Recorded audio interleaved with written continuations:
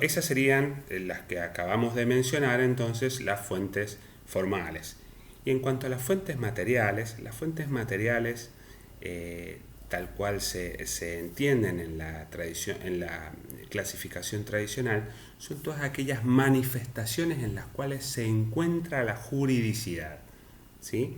Esto es, digamos, como decíamos anteriormente, una cuestión que presenta ya mayor dificultad para definirlo porque sus contornos no son nítidos. Esto es, ¿qué es una fuente material? Bueno, una fuente material es todas aquellas realidades, todas aquellas circunstancias en las que se presenta en la vida la juridicidad. Entonces, aunque la ley no se refiriera, el Código Civil y Comercial, voy a poner un ejemplo, aunque el Código Civil y Comercial no regulara toda la materia contractual, especificando los distintos tipos de contratos, su regulación, el acuerdo de partes, o sea, la realidad, olvídense de la ley, el acuerdo de partes, el hecho de que una persona acuerde con otra en términos de intercambio, dinero por cosa por cosa, o cualquier otro ejemplo que pueda ser materia de contratos, esa realidad común, continua, permanente de la vida de las personas es una fuente material. Esa realidad constituye una fuente material, ¿sí? de derecho. Es ahí donde se encuentra la materia jurídica. Esos intercambios están impregnados, si se me permite la expresión, de juridicidad. ¿Por qué? Bueno, porque esos intercambios, más allá de que lo diga la ley, tienen que regirse por un principio de justicia.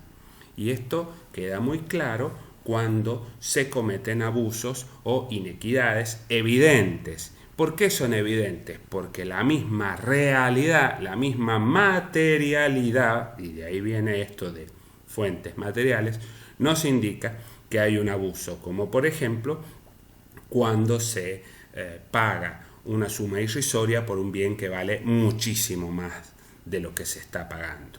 Más allá de que haya normas específicas, o sea, fuentes formales, leyes, ¿sí? Normas del Código Civil y Comercial, que fulminen de nulidad o que tilden de anulabilidad este tipo de actos, antes de la consagración normativa, antes de la existencia de esta ley, lo mismo, ya ese acto estaba afectado en su juridicidad. ¿Por qué? Porque es claramente repugnante a la realidad de las cosas el hecho de que una persona se enriquezca a costa de la otra en términos de injusticia, o sea, mediante una inequidad de las prestaciones. Ese es un ejemplo de lo que sería una fuente material. Otra fuente material es, por ejemplo, un delito, la existencia de un atentado contra un bien de otra persona, por ejemplo, un homicidio o por ejemplo, un robo que genera una lesión en un bien jurídicamente protegido del otro y que obviamente el ordenamiento jurídico no podría ignorar. Entonces, esta realidad material de necesidad de justicia en las relaciones interpersonales, en las relaciones sociales, constituye la fuente material del derecho. Esas relaciones son las realidades que constituyen la fuente material del derecho que la fuente formal después concreta en una norma. Que la fuente formal, por ejemplo, la doctrina, estudia para sugerir, para elaborar doctrinas, teorías que en muchos casos van siendo formalizadas, concretizadas en normas jurídicas. O sea, No sé si se advierte entonces la relación entre la fuente material y la fuente formal, y como están tan relacionadas, la dificultad de definir un límite claro entre ellas. El límite de dónde termina la fuente material y empieza la fuente formal es así difuso.